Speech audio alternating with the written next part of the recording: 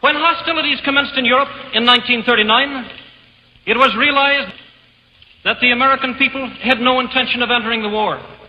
But they believed that this country could be enticed into the war in very much the same way that it was enticed into the last one. They planned, first, to prepare the United States for foreign war under the guise of American defense. Second, to involve us in the war step by step without our realization. Third, to create a series of incidents which would force us into the actual conflict. These plans were, of course, to be covered and assisted by the full power of their propaganda. Our theaters soon became filled with plays portraying the glory of war. Newsreels lost all semblance of objectivity, and they have used the war to justify the restriction of congressional power and the assumption of dictatorial procedures on the part of the President and his appointees. A fear campaign was inaugurated. We cannot allow the natural passions and prejudices of other peoples to lead our country to destruction.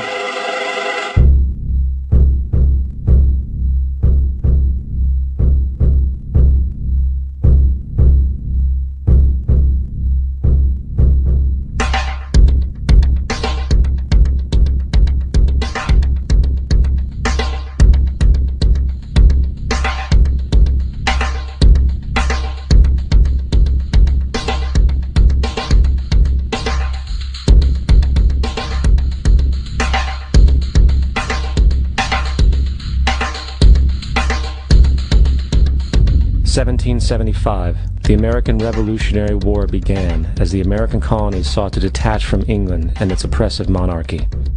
Though many reasons are cited for the revolution, one in particular sticks out as the prime cause: that King George III of England outlawed the interest-free, independent currency the colonies were producing and using for themselves, in turn forcing them to borrow money from the Central Bank of England at interest, immediately putting the colonies into debt.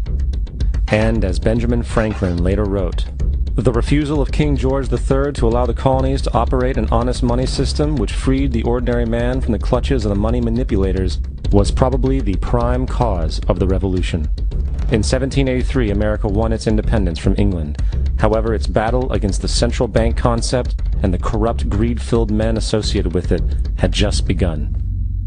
So what is a central bank? A central bank is an institution that produces the currency of an entire nation. Based on historical precedent, two specific powers are inherent in central banking practice: the control of interest rates and the control of the money supply, or inflation. The central bank does not simply supply a government's economy with money, it loans it to them at interest. Then, through the use of increasing and decreasing the supply of money, the central bank regulates the value of the currency being issued. It is critical to understand that the entire structure of this system can only produce one thing in the long run: debt. It doesn't take a lot of ingenuity to figure this scam out. For every single dollar produced by the central bank is loaned at interest. That means every single dollar produced is actually the dollar plus a certain percent of debt based on that dollar. And since the central bank has the monopoly over the production of the currency for the entire country, and they loan each dollar out with immediate debt attached to it, where does the money to pay for the debt come from? It can only come from the central bank again, which means the central bank has to perpetually increase its money supply to temporarily cover the outstanding debt created, which in turn, since that new money is loaned out at interest as well, creates even more debt. The end result of this system without fail is slavery, for it is impossible for the government and thus the public to ever come out of the self-generating debt. The founding fathers of this country were well aware of this.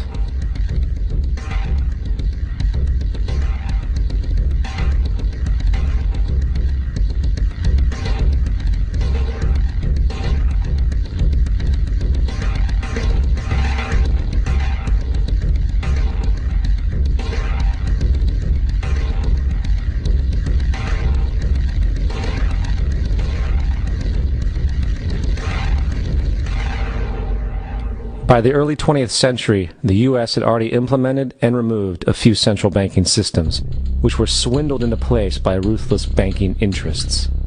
At this time, the dominant families in the banking and business world were the Rockefellers, the Morgans, the Warburgs, the Rothschilds. And in the early 1900s, they sought to push, once again, legislation to create another central bank. However, they knew the government and public were very weary of such an institution, so they needed to create an incident to affect public opinion. So, J.P. Morgan, publicly considered a financial luminary at the time, exploited his mass influence by publishing rumors that a prominent bank in New York was insolvent or bankrupt. Morgan knew this would cause mass hysteria, which would affect other banks as well. And it did. The public, in fear of losing their deposits, immediately began mass withdrawals. Consequently, the banks were forced to call in their loans, causing the recipients to sell their property, and thus a spiral of bankruptcies, repossessions, and turmoil emerged. Putting the pieces together a few years later, Frederick Allen of Life magazine wrote, "The Morgan interests took advantage to precipitate the panic, guiding it shrewdly as it progressed." Unaware of the fraud, the Panic of 1907 led to a congressional investigation headed by Senator Nelson Aldrich, who had intimate ties to the banking cartels and later became part of the Rockefeller family through marriage. The commission, led by Aldrich, recommended a central bank should be implemented so a panic like 1907 could never happen again. This was the spark the international bankers needed to initiate their plan. In 1910, a secret meeting was held at a J.P. Morgan estate on Jekyll Island off the coast of Georgia. It was there that the central banking bill called the Federal Reserve Act was written. This legislation was written by bankers, not lawmakers. This meeting was so secretive, so concealed from government and public knowledge that the 10 or so figures who attended disguised their names when en route to the island. After this bill was constructed, it was then handed over to their political frontman, Senator Nelson Aldrich, to push through Congress. And in 1913, with heavy political sponsorship by the bankers, Woodrow Wilson became president, having already agreed to sign the Federal Reserve Act in exchange for campaign support. And 2 days before Christmas, when most of Congress was at home with their families, the Federal Reserve Act was voted in, and Wilson in turn made it law. Later, Woodrow Wilson wrote, in regret,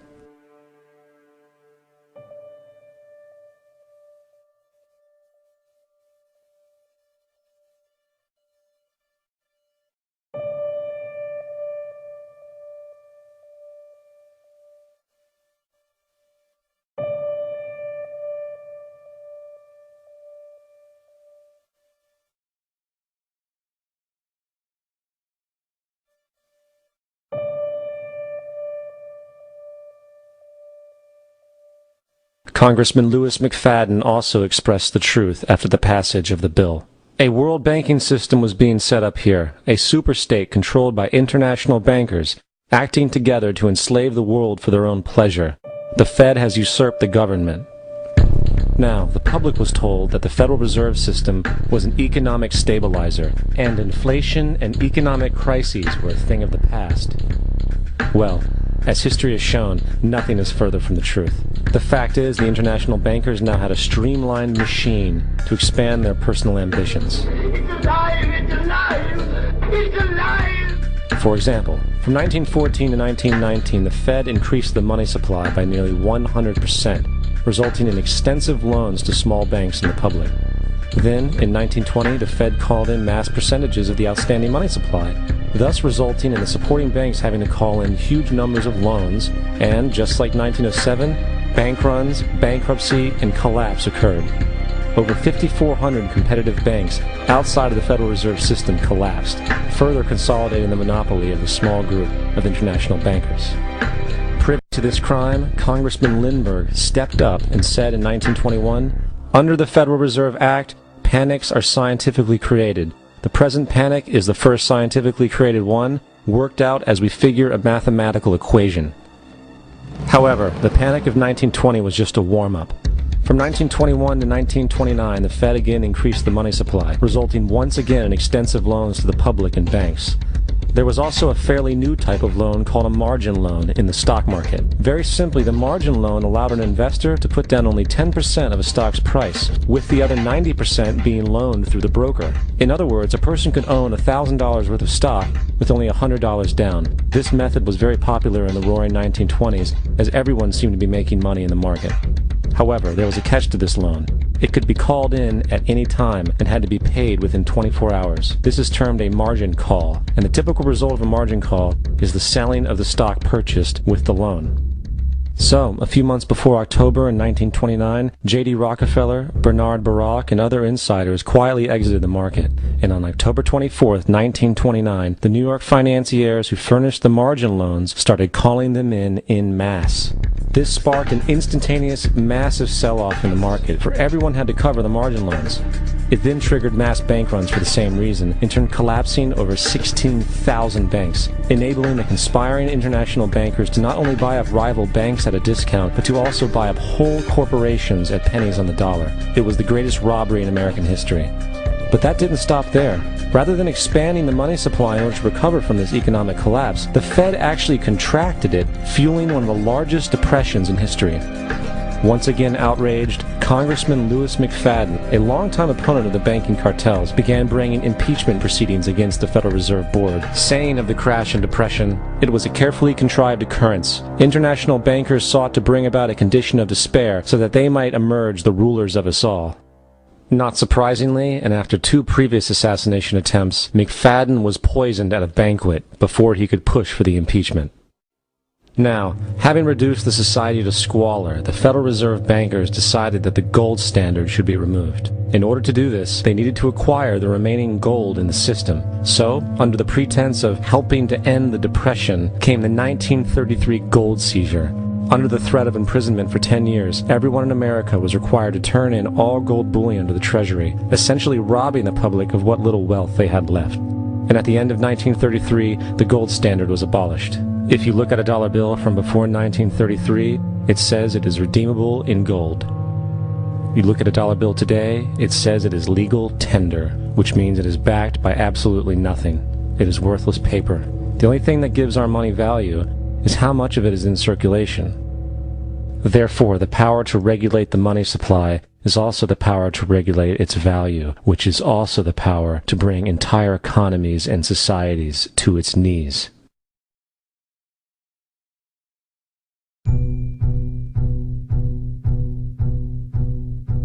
It's important to clearly understand, the Federal Reserve is a private corporation. It is about as Federal Express. It makes its own policies and is under virtually no regulation by the U.S. government.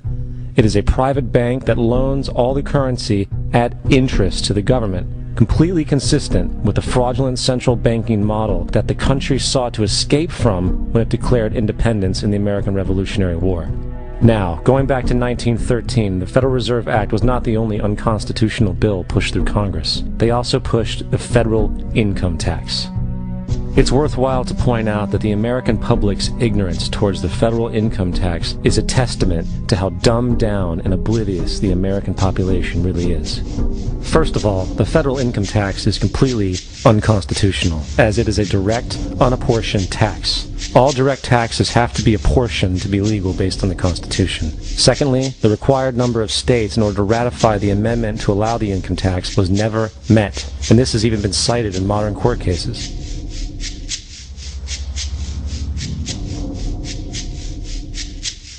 Third, at the present day, roughly 25% of the average worker's income is taken via this tax. And guess where that money goes?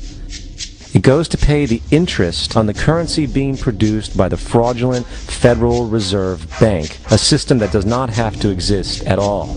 The money you make working almost 3 months out of the year goes almost literally into the pockets of the international bankers who own the private Federal Reserve Bank.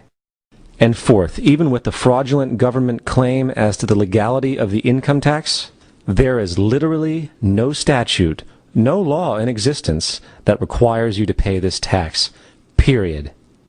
I really expected that, of course, there's a law that you can point to in the law book, the code, that requires you to file a tax return. Of course there is. I was at that point where I couldn't find the statute that clearly made a person liable. at least not me and most people I know. And I had no choice in my mind except to resign. Based on the research that I did throughout the year 2000 and that I'm still doing, I have not found that law. I've asked Congress, we've asked a lot of people in the IRS commissioners, helpers. They can't answer, because if they answer, the American people are going to know that this whole thing is a fraud. I haven't filed an federal income tax return since I left. I have not filed a tax return since 1999. The income tax is nothing less than the enslavement of the entire country. Now, the control of the economy and the perpetual robbery of wealth is only one side of the Rubik's Cube the bankers hold in their hands. The next tool for profit and control is war. Since the inception of the Federal Reserve in 1913, a number of large and small wars have commenced. The three most pronounced were World War I, World War II, and Vietnam. World War I. In 1914, European wars broke out centered around England and Germany. The American public wanted nothing to do with the war. In turn, President Woodrow Wilson publicly declared neutrality. However, under the surface, the U.S. administration was looking for any excuse it could find to enter it. In a noted observation by Secretary of State William Jennings, the large banking interests were deeply interested in the World War because of the wide opportunities for large profits. It's important to understand that the most lucrative thing that can happen for the international bankers is war, for it forces the country to borrow even more money from the Federal Reserve Bank at interest. Woodrow Wilson's top advisor and mentor was Colonel Edward House, a man with intimate connections with the international bankers who wanted in the war. In a documented conversation between Colonel House, Wilson's advisor, and Sir Edward Grey, the Foreign Secretary of England, regarding how to get America into the war, Grey inquired, "What will Americans do if Germans sink an ocean liner with American passengers on board?" House responded, "I believe that a flame of indignation would sweep the United States, and that by itself would be sufficient to carry us into war." So, on May 7, 1915, on essentially the suggestion of Sir Edward Grey, a ship called the Lusitania was deliberately sent into German-controlled waters, where German military vessels were known to be. And, as expected, German U-boats torpedoed the ship, exploding stored ammunition, killing 1,200 people. To further understand the deliberate nature of this setup, the German embassy actually put advertisements in the New York Times telling people that if they boarded the Lusitania, they did so at their own risk, as such a ship sailing from America to England through the war zone would be liable to destruction. In turn, and as anticipated, the sinking of the Lusitania caused a wave of anger among the American population, and America entered the war a short time after. The First World War caused 323,000 American deaths. J.D. Rockefeller made $200 million off of it. Not to mention the war cost about $30 billion for America, most of which was borrowed from the Federal Reserve Bank at interest, furthering the profits of the international bankers. World War II. On December 7, 1941, Japan attacked the American fleet at Pearl Harbor, triggering our entry into that war. President Franklin D. Roosevelt declared the attack was a day that will live in infamy. A day of infamy indeed, but not because of the alleged surprise attack on Pearl Harbor. After 60 years of surfacing information, it is clear that not only was the attack on Pearl Harbor known weeks in advance, it was outright wanted and provoked. Roosevelt, whose family had been New York bankers since the 18th century, whose uncle Frederick was on the original Federal Reserve Board, was very sympathetic to the interests of the international bankers, and the interest was to enter the war, as we've seen, nothing is more profitable for international bankers than war. In a journal entry by Roosevelt's Secretary of War Henry Stimson, dated November 25, 1941, he documented a conversation he had with Roosevelt. The question was, how should we maneuver them into firing the first shot? It was desirable to make sure the Japanese be the ones to do this, so that there should remain no doubt as to who were the aggressors. In the months leading up to the attack on Pearl Harbor, Roosevelt had done almost everything in his power to anger the Japanese, showing a posture of aggression. He halted all of Japan's imports of American petroleum. He froze all the Japanese assets in the United States. He made public loans to nationalist China and supplied military aid to the British, both enemies of Japan in the war, which, by the way, is completely in violation of international war rules. And on December 4th, 3 days before the attack, Australian intelligence told Roosevelt about a Japanese task force moving towards Pearl Harbor. Roosevelt ignored it. So, as hoped and allowed, on December 7, 1941, Japan attacked Pearl Harbor, killing 2,400 soldiers. Before Pearl Harbor, 83% of the American public wanted nothing to do with the war. After Pearl Harbor, 1 million men volunteered for the war. It is important to note, Nazi Germany's war effort was largely supported by two organizations, one of which was called IG Farben. IG Farben produced 84% of Germany's explosives, and even the Zyklon B used in the concentration camps to kill millions. One of the unspoken partners of IG Farben was J.D. Rockefeller's Standard Oil Company in America. In fact, the German Air Force could not operate without a special additive patented by Rockefeller's Standard Oil. The drastic bombing of London by Nazi Germany, for example, was made possible by a $20 million sale of fuel to IG Farben by the Rockefeller Standard Oil Company. This is just one small point on the topic of how American business funded both sides of World War II. One other treasonous organization worth mentioning is the Union Banking Corporation of New York City. Not only did it finance numerous aspects of Hitler's rise to power, along with actual materials during the war, it was also a Nazi money laundering bank, which was eventually exposed for having millions of dollars of Nazi money in its vaults. The Union Banking Corporation of New York was eventually seized for violations of the Trading with the Enemy Act. Guess who the director and vice president of the Union Bank was? Prescott Bush, our current president's grandfather, and of course our former president's father. Keep that in mind when considering the moral and political dispositions of the Bush family. Vietnam. The United States' official declaration of war on North Vietnam in 1964 came after an alleged incident involving two U.S. destroyers being attacked by North Vietnamese PT boats in the Gulf of Tonkin. This was known as the Gulf of Tonkin Incident. This single situation was the catalytic pretext for massive troop deployment and full-fledged warfare. One problem, however, the attack on the U.S. destroyers by Vietnamese PT boats never happened. It was a completely staged event to have an excuse to enter the war. Former Secretary of Defense Robert McNamara stated years later that the Gulf of Tonkin incident was a mistake, while many other insiders and officers have come forward, relaying that it was a contrived farce, a complete lie. Once in the war, it was business as usual. In October 1966, President Lyndon Johnson lifted trading restrictions on the Soviet bloc, knowing full well that the Soviets were providing upwards of 80% of North Vietnam's war supplies. Consequently, Rockefeller interests financed factories in the Soviet Union, which the Soviets used to manufacture military equipment and send it to North Vietnam. However, the funding of both sides of this conflict was only one side of the coin. In 1985, Vietnam's rules of engagement were declassified. This detailed what American troops were and were not allowed to do in the war.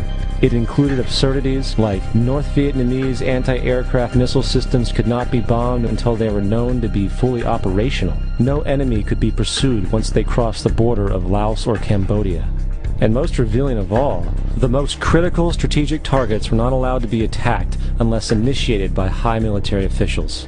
Apart from these imposed ludicrous limitations, North Vietnam was informed of these restrictions and therefore could base entire strategies around the limitations of the American forces. This is why the war went on so long. And the bottom line is this: the Vietnam War was never meant to be won, just sustained. This war for profit resulted in 58,000 American deaths and 3 million dead Vietnamese. So, where are we now? September 11th was the jumpstart for what is now an accelerated agenda by the ruthless elite. It was a staged war pretext no different than the sinking of the Lusitania, the provoking of Pearl Harbor, and the Gulf of Tonkin lie. In fact, if 9/11 wasn't a planned war pretext, it would be an exception to the rule. It has been used to launch two unprovoked illegal wars, one against Iraq and one against Afghanistan. However, 9/11 was a pretext for another war as well, the war against you. The Patriot Act, Homeland Security, the Military Tribunals Act, and other legislations are all completely and entirely designed to destroy your civil liberties and limit your ability to fight back against what is coming. Currently in the United States, unannounced to most brainwashed Americans, your home can be searched without a warrant, without you being home. You can in turn be arrested with no charges revealed to you, detained indefinitely with no access to a lawyer, and legally tortured, all under the suspicion that you might be a terrorist. If you need a painted picture of what is happening in this country, let's recognize how history repeats itself. In February 1933, Hitler staged a false flag attack, burning down his own German parliament building, the Reichstag, and blamed it on communist terrorists. In the next few weeks, he passed the Enabling Act, which completely eradicated the German Constitution, destroying people's liberties.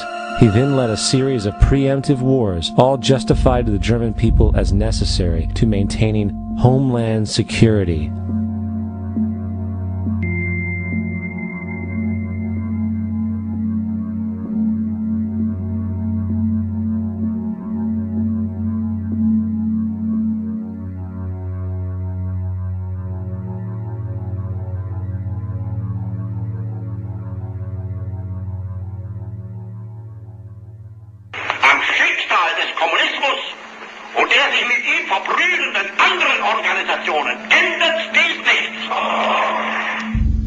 Our enemy is a radical network of terrorists and every government that supports them.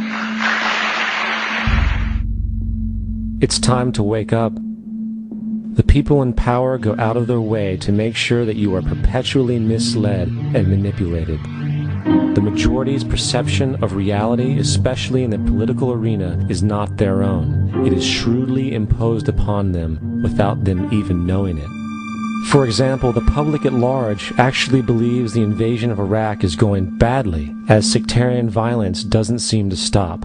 What the public fails to see is that the destabilization of Iraq is exactly what the people behind the government want. This war is to be sustained so the region can be divided up, domination of the oil maintained, continual profits reaped for the defense contractors, and most importantly, permanent military bases established to be used as a launching pad against other oil-bearing, non-conforming countries such as Iran and Syria. For further implication that the civil war and destabilization is purely intentional, in 2005, 2 elite British SAS officers were arrested by Iraqi police after being caught driving around in their car shooting at civilians while dressed up as Arabs.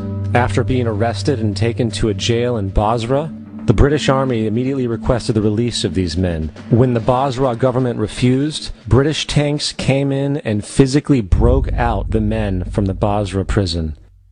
If you wish to destroy an area, how do you do it? Well, there are 2 ways. You can go in there and bomb it and so forth, but that is not very efficient. What you do is you try to get the people in that area to kill each other and to destroy their own territory, their own farms. And that's what's been done in that area. The way in which you destroy an opponent is get him to destroy himself by dividing his ranks against one another. Then you feed both sides. You have agents feeding both sides, inflaming both sides. And they kill each other off. And it's time that some of us woke up to this reality, to understand that people who try to maintain empires and create empires do it by manipulating the people they're trying to conquer. You might want to ask yourself why the entire culture is utterly saturated with mass media entertainment from all sides, while the educational system in America continues its stupefying downward slide since the U.S. government decided to take over and subsidize the public school system. What your government pays for, it gets. When we understand that, then we look at government-financed institutions of education and see the kind of students and the kind of education that's being turned out by these government-financed schools. Logic will tell you that if what is being turned out in those schools was not in accord with what the state and the federal government wanted, then it would change it. The bottom line is that the government is getting what they have ordered. They do not want your children to be educated. They do not want you to think too much. That is why our country and our world has become so proliferated with entertainments, mass media, television shows, amusement parks, drugs, alcohol, and every kind of entertainment to keep the human mind entertained, so that you don't get in the way of important people by doing too much thinking. You had better wake up and understand that there are people who are guiding your life and you don't even know it. We're in a lot of trouble because you people and 62 million other Americans are listening to me right now, because less than 3% of you people read books, because less than 15% of you read newspapers, because the only truth you know is what you get over this tube. Right now, there is an entire generation that never knew anything that didn't come out of this tube. This tube is the gospel, the ultimate revelation. This tube can make or break presidents, popes, prime ministers. This tube is the most awesome goddamn force in the whole godless world. And woe is us if it ever falls into the hands of the wrong people. And when the largest company in the world controls the most awesome goddamn propaganda force in the whole godless world, who knows what shit will be peddled for truth on this network. So you listen to me. Listen to me. Television is not the truth. Television is a goddamn amusement park. Television is a circus, a carnival, a traveling troupe of acrobats, storytellers, dancers, singers, jugglers, sideshow freaks, lion tamers, and football players. We're in the boredom-killing business. But you people sit there day after day, night after night, all ages, colors, creeds. We're all you know. You're beginning to believe the illusions we're spinning here. You're beginning to think that the tube is reality and that your own lives are unreal. You do whatever the tube tells you. You dress like the tube. You eat like the tube. You raise your children like the tube. You even think like the tube. This is mass madness, you maniacs. In God's name, you people are the real thing. We are the illusion. The last thing the men behind the curtain want is a conscious, informed public capable of critical thinking, which is why a continually fraudulent zeitgeist is output via religion, the mass media, and the educational system. They seek to keep you in a distracted, naive bubble, and they are doing a damn good job of it. In 2005, an arrangement between Canada, Mexico, and the United States was made. This arrangement, unannounced to the public, unregulated by Congress, merges the United States, Mexico, and Canada into one entity, erasing all borders. It's called the North American Union, and you might want to ask yourself why you've never heard of this. In fact, there is only one mainstream reporter who has actually heard of and has had the courage to cover this issue. The Bush administration's open borders policy and its decision to ignore the enforcement of this country's immigration laws is part of a broader agenda.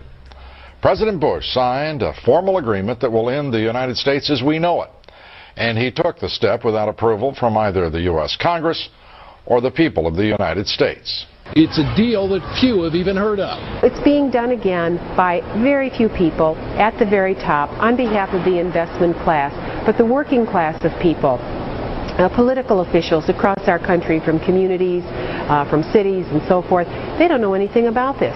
This isn't some trade agreement. It is a total removal of sovereignty from these countries, which will also result in a completely new currency called the Amero. Fall. Apart from that, I think one thing people who are dollar-based need to focus on is the Amero. That's the one thing that nobody's talking about, but I think is going to have a big impact on everybody's life in Canada, the U.S., and Mexico. The Amero is the proposed new currency for the North American community, which is being developed right now between Canada, the U.S., and Mexico to make a borderless community, much like the EU, and the dollar, Canadian dollar, U.S. dollar, and the Mexican peso replaced by the Amero. By default of this agreement, the American Constitution will eventually be obsolete. You would think that a situation like this would be on the cover of every major newspaper. That is until you realize that the people who are behind this movement are the same people behind the mainstream media, and you are not told what you're not supposed to know. The North American Union is the same concept as the European Union, the African Union, and the soon-to-be Asian Union, and the same people are behind all of them. And, when the time is right, the North American Union, the European Union, the African Union, and the Asian Union will be merged together, forming the final stages of a plan these men have been working on for over 60 years. A one-world government.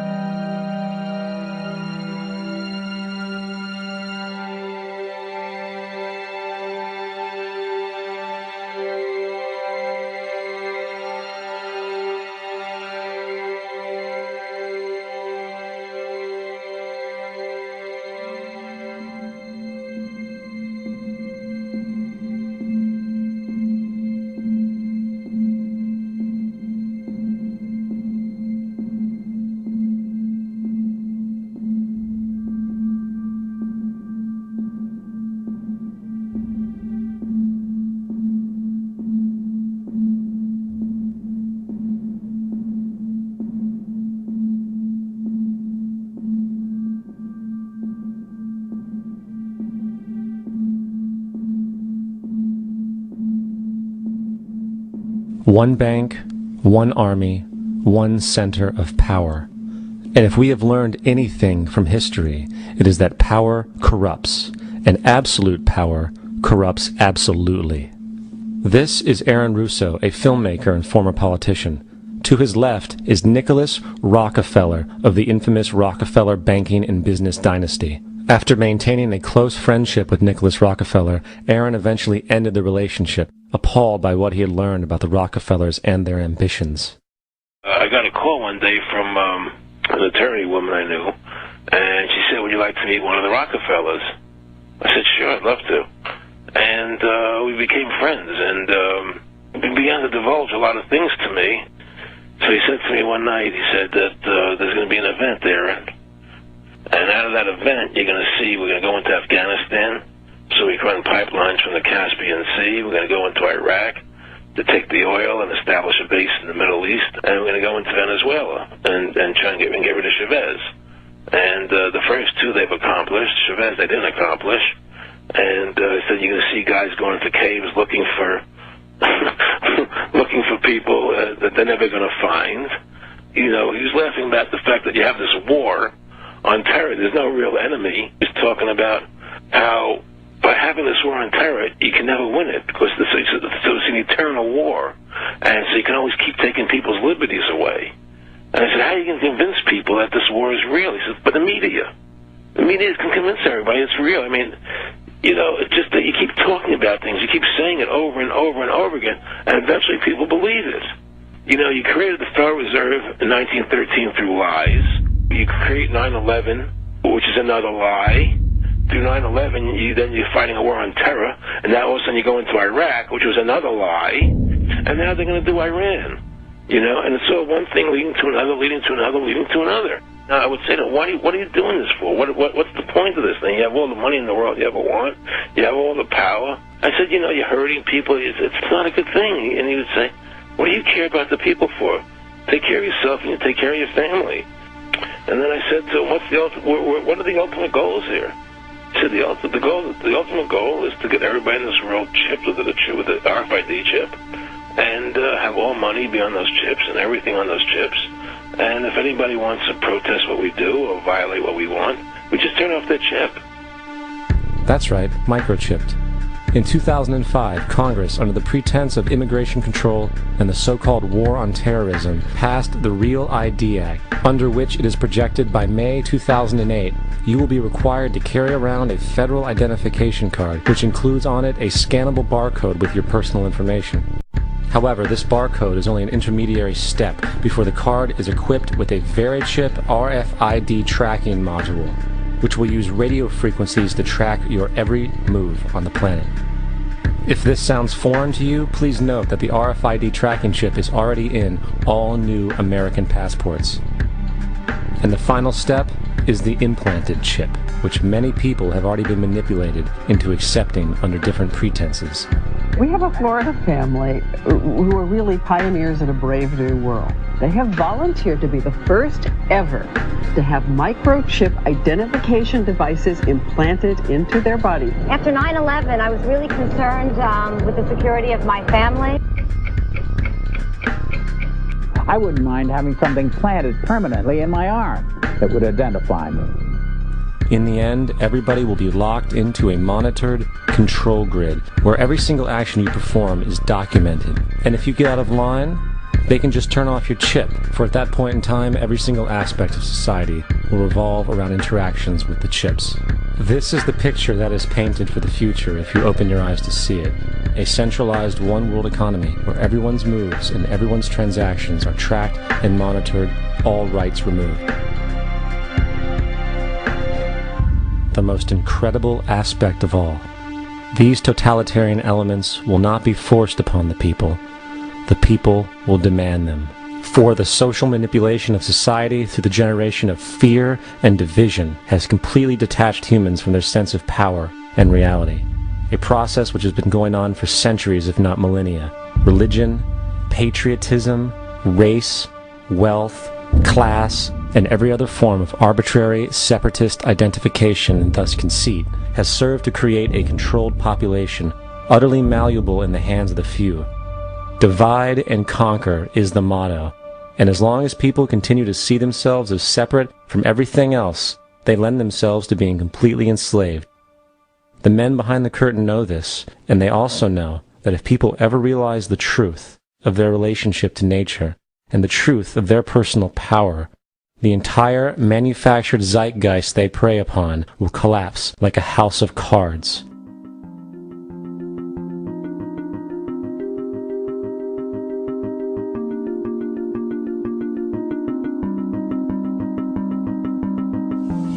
The whole system that we live in drills into us that we're powerless, that we're weak, that our society is evil, that it's crime-ridden, etc., and so forth. It's all a big fat lie. We are powerful, beautiful, extraordinary.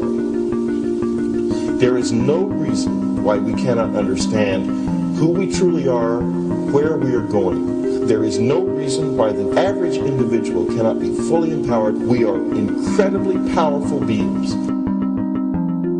You know, I think I spent 30 years of my life, in the first 30, trying to become something. I wanted to become good at things. I wanted to become good at tennis. I wanted to become good at school and grades and everything I kind of viewed in that perspective. I'm not okay the way I am, but if I got good at things, I realized that I had the game wrong. The game was to find out what I already was.